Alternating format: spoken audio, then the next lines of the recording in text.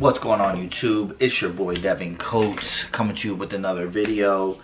This one right here is really, mostly it's really just about failure. I'm really just going to give the last real explanation of why I left, and then I'm just gonna kind of move forward and towards everything else. But really it's about failure. So a little background. I mean, anybody who's been watching this channel, like I started this channel probably 2.5 years ago. I think it'll be 3 years in July, or maybe that's 2 full years in July.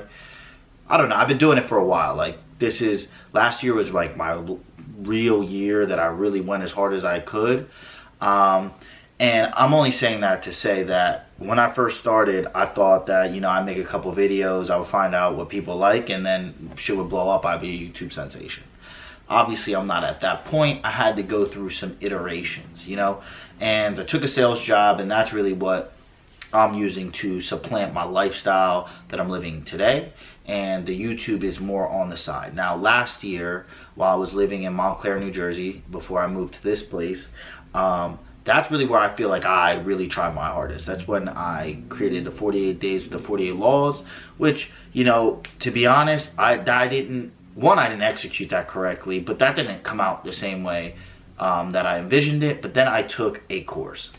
I took a course from a very popular YouTuber, and I will say that this is a multiple thousands of dollars course, and this is more expensive than a boot camp. If you're into like RSD and stuff, this is like twice the cost, just to kind of put it into perspective what I invested in. Now, truth be told, I mean, there's things that I didn't live up to on my end in terms of the expectations. I did think they were very grandiose, but I have very grandiose dreams and plans for my life.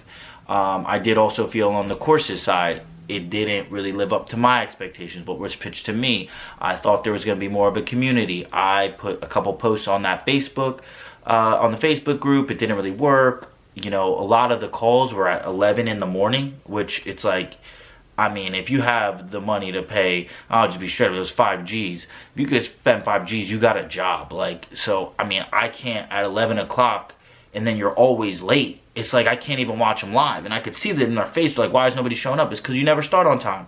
I literally take my lunch to hopefully have this hour, and then you're not there. Now, the content within, will I say it was shitty? No. It was good content, but I didn't really think it was really reaching people at the spot where they're at. It was like, a lot of it was like Facebook ads and things like that, not how to start creating a product, how to get behind it. It was like more of, after you figured something out, how to basically just market it. It was like a very big marketing course, and I didn't really know that's what it was. It also got changed to a strictly fitness course that kind of threw me off when I actually paid for it. That's not even the name of what it was called. So there was a few things that I felt on my side. Now, in terms of implementing every single thing, I honestly haven't even watched every video. After I got probably 75% through, I basically realized I wasn't implementing the shit fast enough, and I wasn't really getting results in what I was implementing. So what I would start to do, it's like I just keep trying to build and move forward, and I wasn't even secure with what I was doing originally. So to be honest, I didn't live up to my expectations, but that was like a huge failure for me. I mean, that was like a very big realization that, I mean, I knew this shit wasn't easy, but it's also that there's no rubric. Like, I will never buy a course like that. Like, the only thing I would pay for at this point is books, or somebody physically to hold me accountable, and to physically, or like physically as in they're talking to me, it's a one-on-one thing, and they're coaching me to move forward. Like, this group shit doesn't work because I mean, you're doing all this shit online, nobody's really participating. There's one dude that I know got some benefit out of it, but I mean, I've been looking at his YouTube channel, but he was already had a great foundation. He was a doctor, he had some credentials. I mean, the other dude that was mostly, just not to bash that dude, I mean, he was being talkative, but it was like he didn't have anything. Like, I had more of a semblance of something than he did. So I think there's a lot of people that failed that course, and it was a lot of money, and I never even asked for a refund or thought about getting a refund. I kind of just took it on the chin because, you know, I decided to purchase that, and it was a learning lesson for me. But it was a big failure. You know, there's no other way to slice it and dice it, and it really sat heavy on my head that, like, maybe this shit will never work. maybe this isn't gonna work.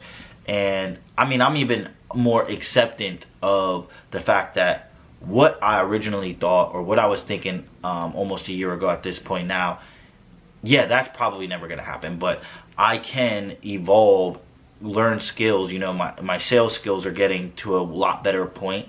You know, I'm taking all these videos. I'm trying to get more into being better at, one, speaking into a video, but then, you know, editing the videos and things of that sort.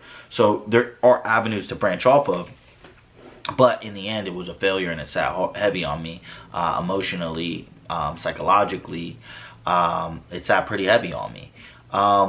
And even today in my life, I mean, career-wise, and I don't want to be too specific. I don't know who's going to find this at what time, but, you know, I jump jobs to a place where it's like I don't really feel super secure. I'm a little bit, you know, not exactly sure where I'm going, but I know what my plans were. I know where I wanted to be. I wanted to be in New York City, so I need to figure a way to make that work. And even if there's failures in the middle, you don't really know where things are leading. And I think that's what I'm really getting at. I know this was more of a rant. I did this very free form, but you know what I'm getting at is you don't know where it's leading to, so you can't really qualify your failures, but you need to keep moving forward. I mean, it's not going to get easier, and that's probably not the thing you want to hear, and even the thing that I want to hear. I mean, I did not have a great day today at work.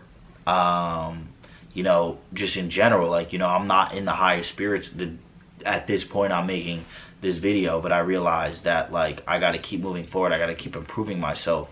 But I just really wanted to kind of give this video to let you know that everybody's feeling these intense anxiety towards making decisions, especially after you made the decision. Now, I feel like a lot of self-help in any genre, it's always that first jump they're talking about, but really it's like after you made the jump. You know, you jump off the cliff and now you're swimming in deep waters. It's like now you're exhausted, and now you get pushed to shore, but you need to swim across the water to get where you're going. You got to get back in the water. Now that is, to me, that's the real hard part. And I'll kind of stop with this. I was reading a book right now. It's called The 1% Rule.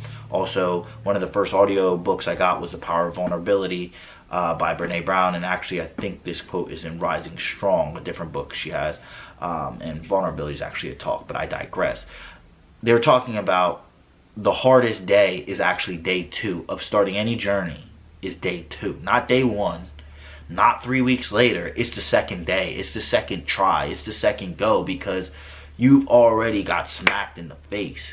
And then once you get smacked in the face, you have to go back out there now knowing that the actions that I just did resulted in me getting smacked in the face. I actually don't have this big enough sample size to say I'm a master. I'm probably going to get smacked in the face again. And I'm going to have to go out there, and they say, you know, persistence, or I think it's persistence, or like persistence is leaving from failure to failure without losing enthusiasm. And that's really something that I'm really trying to work on for myself. Like, you know, getting in that mindset that, like, failure is just part of it. It's just part of the go. It's part of the ride. It's part of the journey. And don't qualify it so much as, not as a failure, but you don't know where that's going to be. You know, it could be a lesson. It could be a building block. It could be a pivot. So you're just getting feedback. Take it as feedback, and I'm going to adjust accordingly. But that was really probably, beyond all the environmental things, moving in with my dad, and you know, where I was living and things of that sort, it was really probably failing that course. I invested the most money I've ever invested in anything besides buying a car. You know, at one time I threw down $5,000, and I did not feel like I got even close to that value in result. Part of it was me, part of it was the course, but it was a learning lesson for both.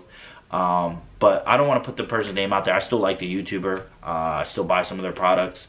I still support them. Think that they do some great things. Maybe they'll see this and improve upon some of the things that I felt were wrong. But I really think what they're doing, he just recorded all of our videos and is going to sell it for a cheaper price to some other people. But yeah, so that would be my main thing, is that, you know, there's probably not a path to what you really want to do, what you really want to be. There's probably not a beaten path. You're going to fail along the way, and you cannot lose enthusiasm during that ride. And if you can do those things, you'll be in a very good place, because I don't think I'm perfecting those things, and I think I'm working on it, and I think I'm getting into a better place every single day. With that, that's the end of this video. A little bit of housekeeping. If you're still here, appreciate it. I'm gonna just finish out the masteries. Those are the next videos coming up, and then there's gonna be a vlog. I'm gonna make sure that that shit is dope. So thanks a lot for tuning in. It's your boy Devin Coates. Like, comment, subscribe. You know what it is. You could dislike it if you don't like it. Any feedback will do. And until next time, peace.